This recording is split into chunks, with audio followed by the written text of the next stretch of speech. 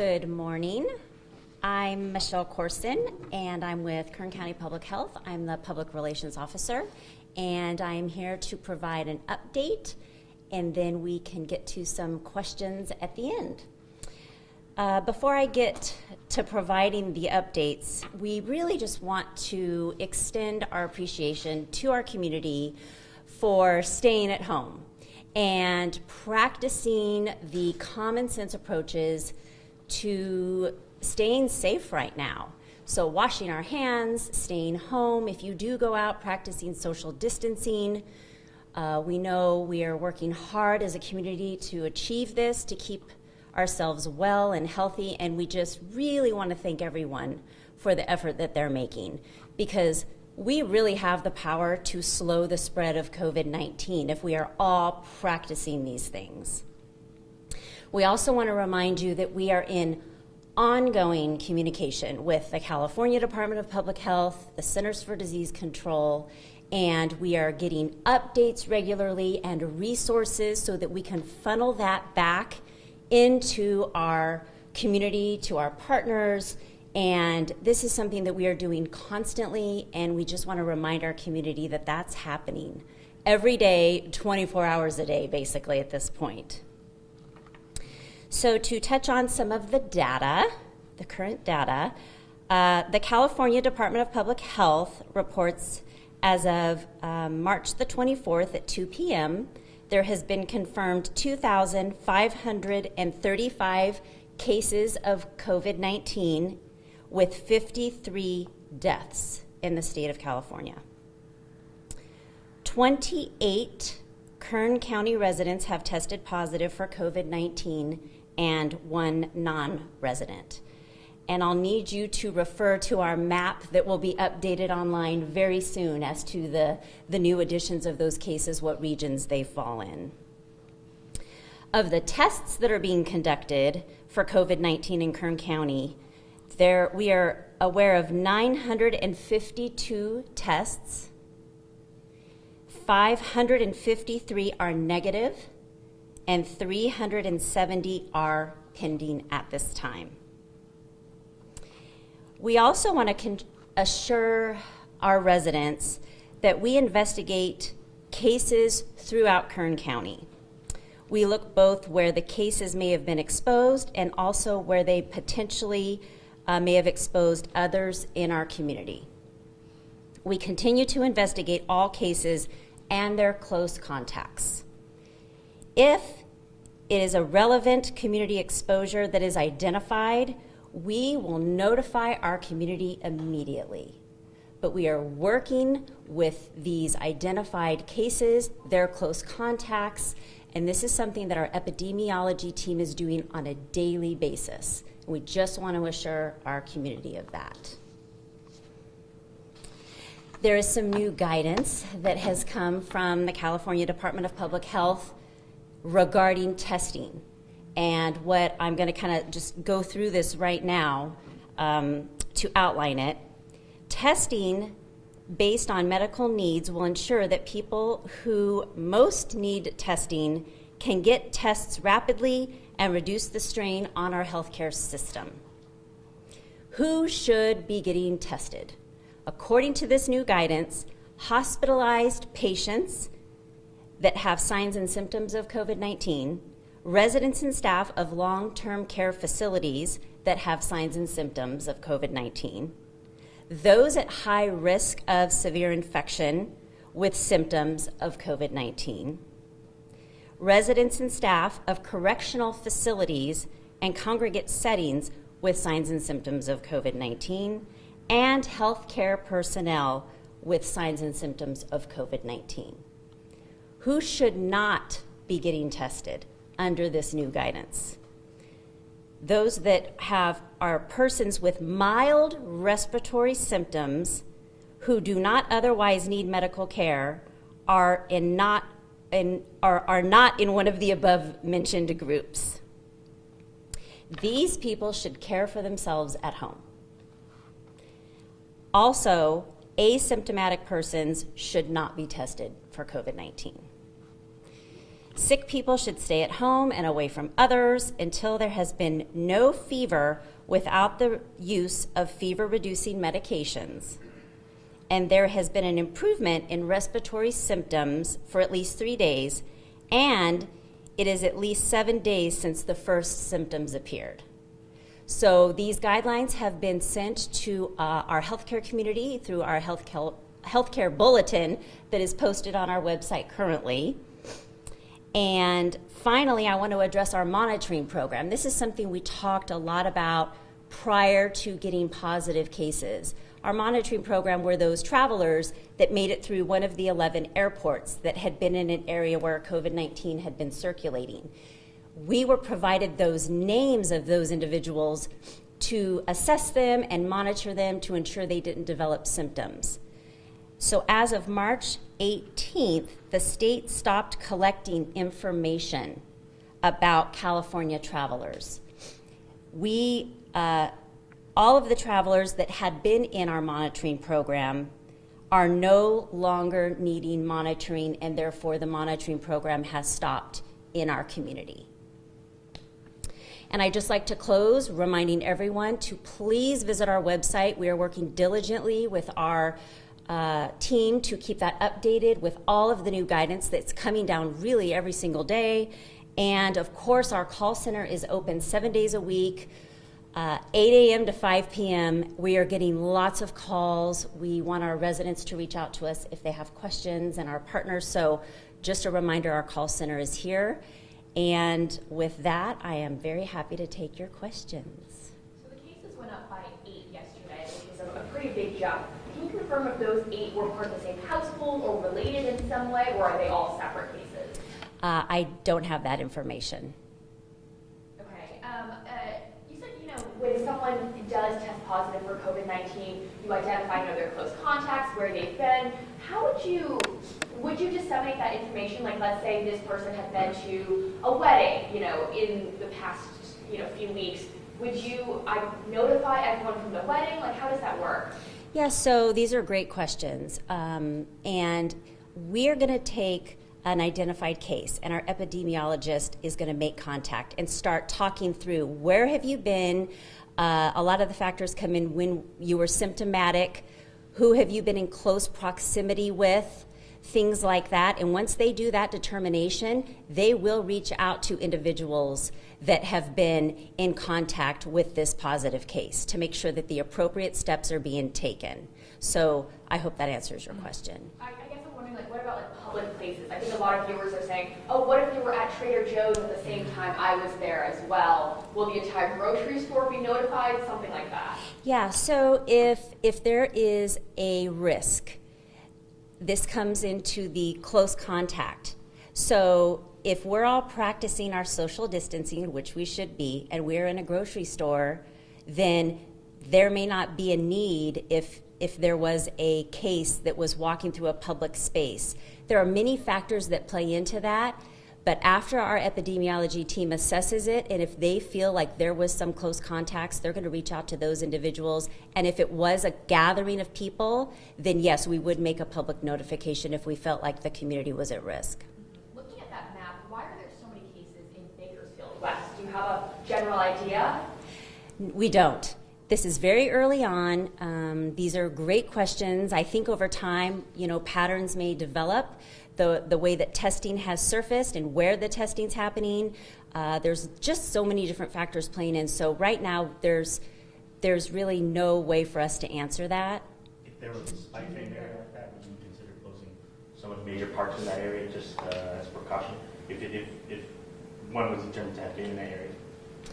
So if we were to determine, a cluster of some sort, and this is something, that our epidemiology team would be working on, if we had to take greater steps, we would take those steps. We're not there yet. But yes, protecting our community is the number one priority. And if we saw a pattern developed, we would take the appropriate steps.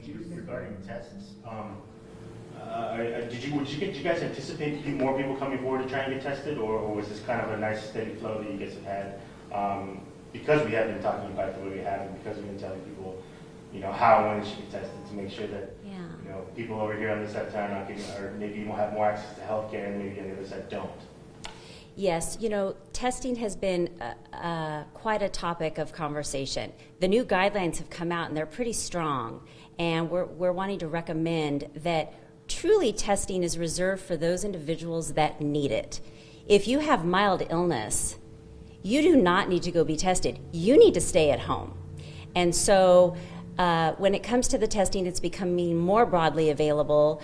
And so who is getting tested and why, I can't really answer that. Clearly more testing is happening. We just hope that our healthcare providers take the guidance, because ultimately they're the ones making the decisions of who is going to be tested and who isn't. Can you go a little bit more on why you guys decided to release the map instead of the ages?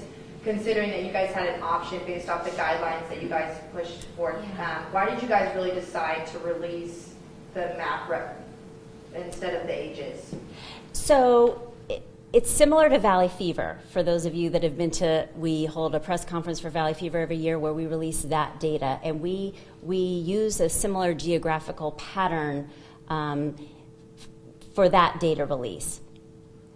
Once we start getting more cases, we're going to be able to look at elements like age, sex, and different elements that we could release about positive cases to our community.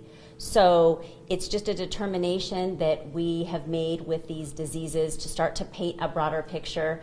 But at the end of the day, us staying home, us practicing the measures that we've been asked to practice, the geographical information isn't essential for us to know to protect ourselves at this time, quite frankly. So basically you guys don't have enough data right now? Is that what you're saying? Exactly.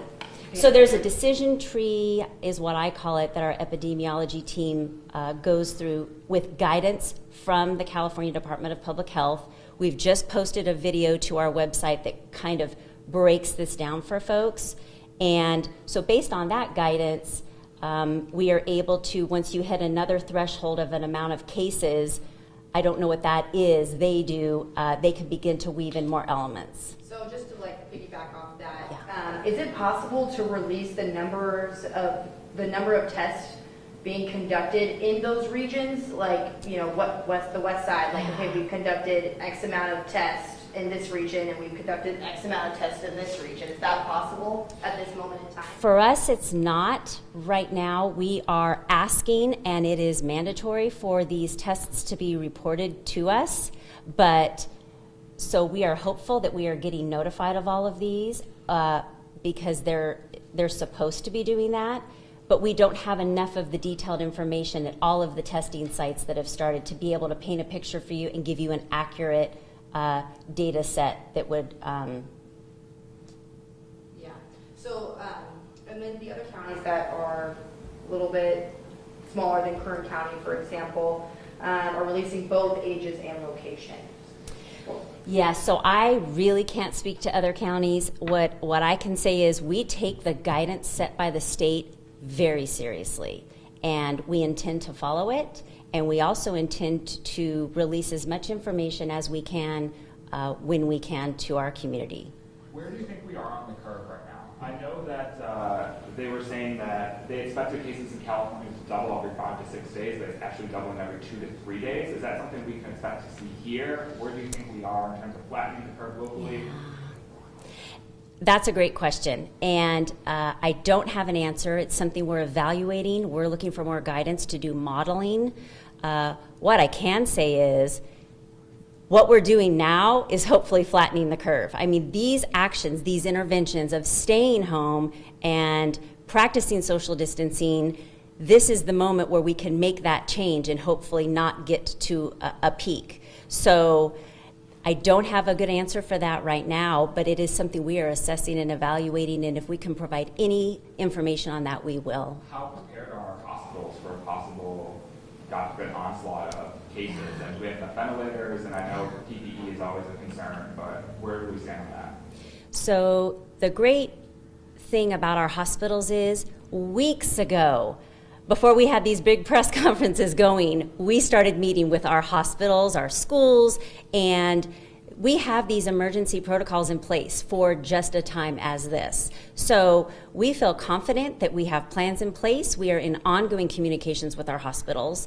And so at the moment, there is no indication we wouldn't be prepared. We will expand as needed, but those planning discussions are in place.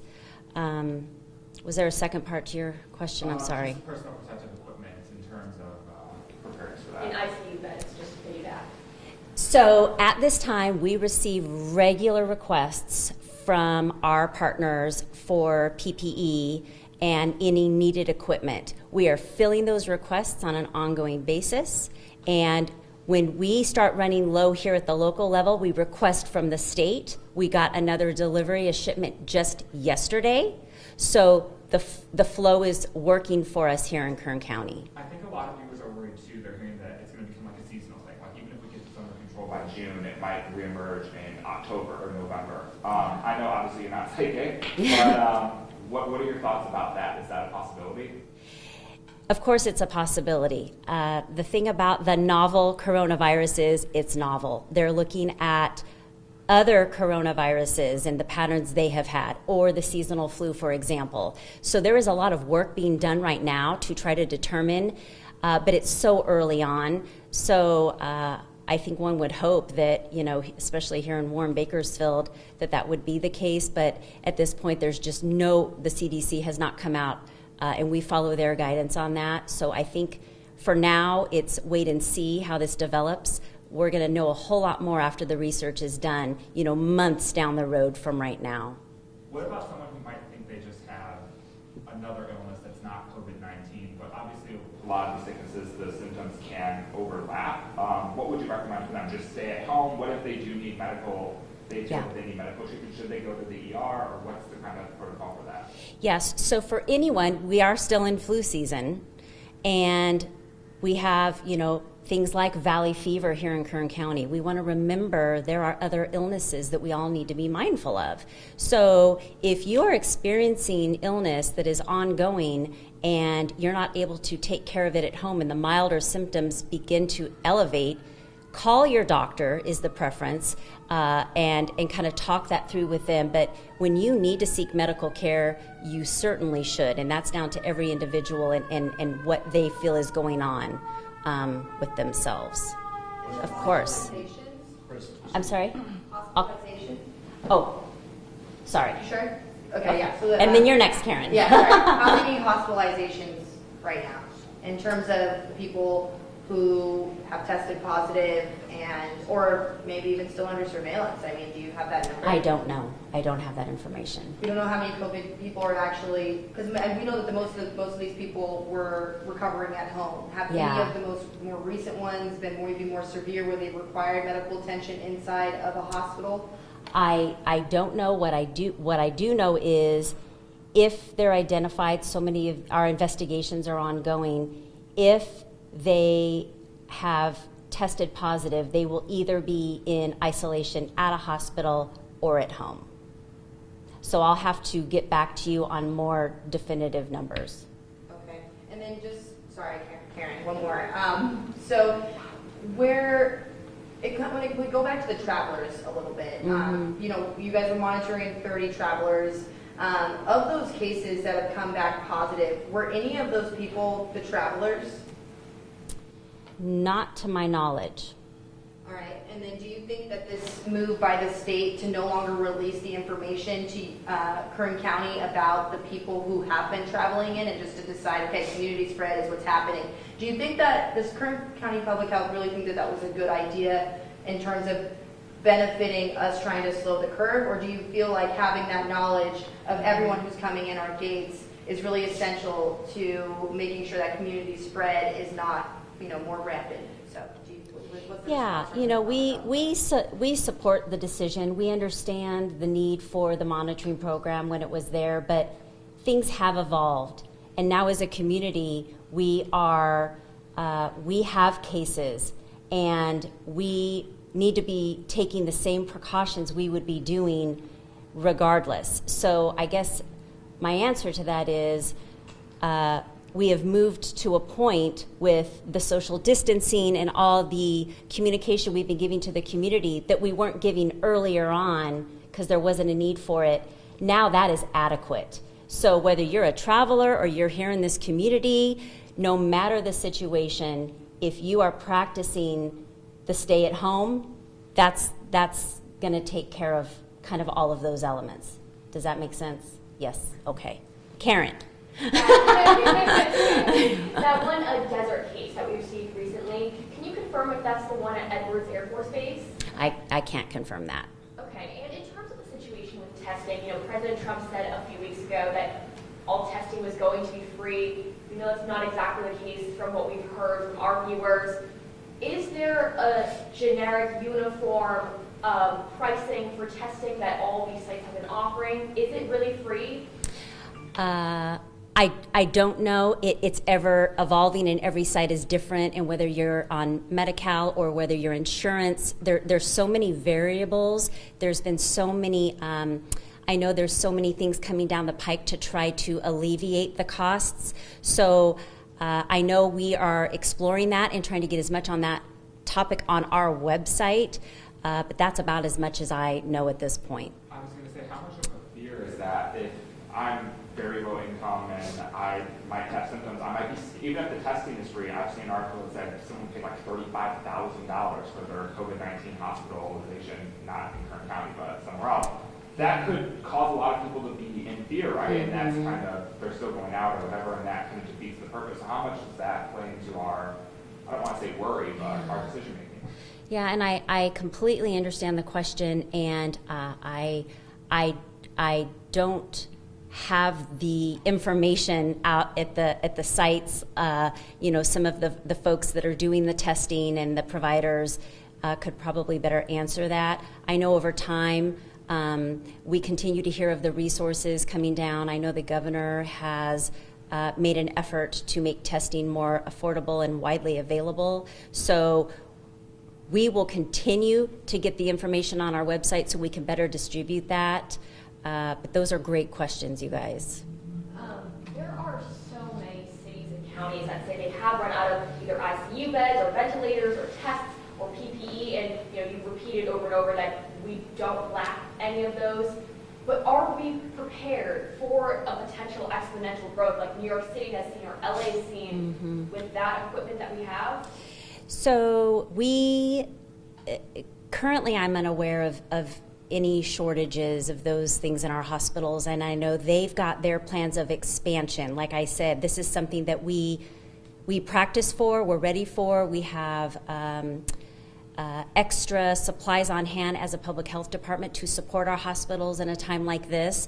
So as this moves on, the conversations are happening now of, as we continue to have to grow, if we do, what does that look like?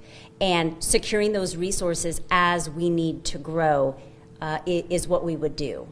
So I just have, sometimes we have to push for questions and answers. Obviously, you're here at these press conferences, but I don't want to stray away from getting an answer to this question about the hospitalizations, because Okay. I've stood here in the different press conferences and I've understood the protocol that you guys take when making contact with a resident who may have tested positive. You guys have told us why you guys wait 10 hours to tell us. It's because you have to make contact with the individual. Yes. And then you have to find out where they went. So when I asked you the question about how many people are in the hospital and are in isolation in the hospital versus how many people are isolating at home, why is that number not clear to the Kern County Public Health Department right now when a few weeks ago we knew 8 people were at home?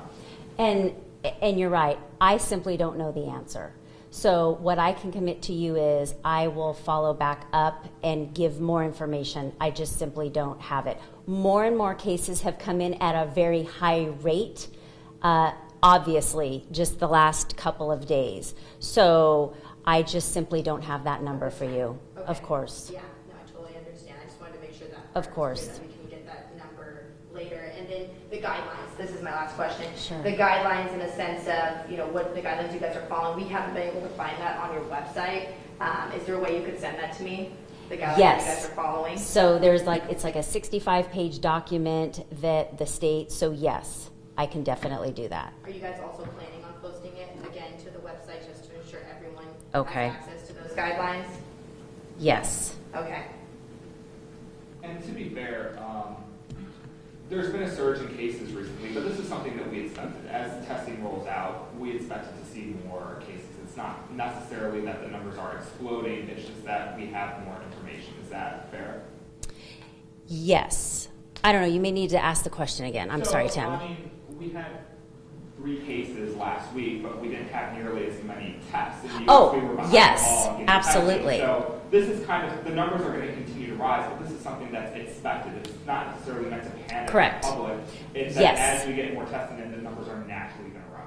Yes. So we shouldn't be alarmed by this. We should pay attention to it. But as our testing has expanded, obviously that is going to increase the potential positive cases. So with all of the actions we're taking, you know, with the stay at home and all of the social distancing, the hope is that we keep that as low as we can. But it absolutely would assumingly be correlated for sure. And regarding schools, I think you guys were kind of part of the discussion when they made the decision that schools would resume closer in the beginning of May. What's that rollout going to look like? I mean, if we're being optimistic about this whole thing, as far as businesses and things like that go, as far as being able to open, will businesses come back out 2 weeks before the schools come back open? And do you guys have any kind of input on that timeline? So yes, in regards to the schools, we have been in constant communication with our superintendent of schools and school districts on these very important and difficult decisions they've been making. So yes, they came out with the new announcement that it's going to be extended. I think right now the answer of much of this is we're following what the governor has ordered and issued when it comes to the stay-at-home order and the businesses that should be operating minimally, the essential services. So a lot of it's going to depend on the state guidance that we receive, the timeline to that, and just how this continues to evolve in our community, what is the amount of cases we're seeing, things like that to make those decisions. So at this point, it's hard to really give a time frame. I think even when we come back, we're still going to be in some kind of, social distancing kind of guidelines, even when we do come back, right? Yeah, I just know this is, now that we're at, that's my phone ringing, I am horrified. Okay, that didn't just happen. That's always on mute. I just got distracted. I'm so sorry. Ask me that again. I think the next question is, given our kind of proximity to Los Angeles and the kind of great number of cases they've had there, is that something we're tracking? Are we in communication with LA County as far as how many cases they're having and the possibility of it spreading here at the rate that it's spreading there? Oh yeah, we are in communication. We're on calls where it's other counties with the state. We're on all of these calls and we're closely watching. So, it's early on. I think right now we are taking the steps that the state has issued for us to take, and we're just going to have to see how this unfolds. But encouraging our community to really take it seriously to stay at home right now, because like I said, all of us together can make a difference and minimize the spread in our community. Should we take some solace in the amount of confirmed negative cases that have come back here in Kern County? That's a great question, Grant. So yes, that there are such a large amount of negative tests, that's very good news. So again, as it's so early on, but as it evolves, we can start to paint that picture and what do our percentages really look like. So, and a reminder, the Centers for Disease Control still says 80% of cases are going to be mild and only 20% will require hospitalization. So I think that's really good to continue to remind ourselves of this, not to not take it seriously, but to put it in perspective. Going forward, with how, is that one of the things when you guys start to, grab that data a little bit more, are you guys going to also be able to better understand how Kern County was potentially, if it is the result of the test that we get back, why it maybe was at a slower pace is because maybe we're more spread out, our county's more spread out? Is that something that you guys will eventually look into? Oh yes, we want to learn. I mean, Epidemiologists are the coolest people because this is what they do all the time, and they are so interested in developing patterns as how and where and why diseases spread and the factors that play into that. They are brilliant folks. They work in this building, and they are going to be looking at everything they can with the state and federal folks. So the information that will be coming out as those assessments are done should be very kind of telling. We're just going to know a whole lot more later. Am I missing anybody? Are we good? Thank you for your time, everyone.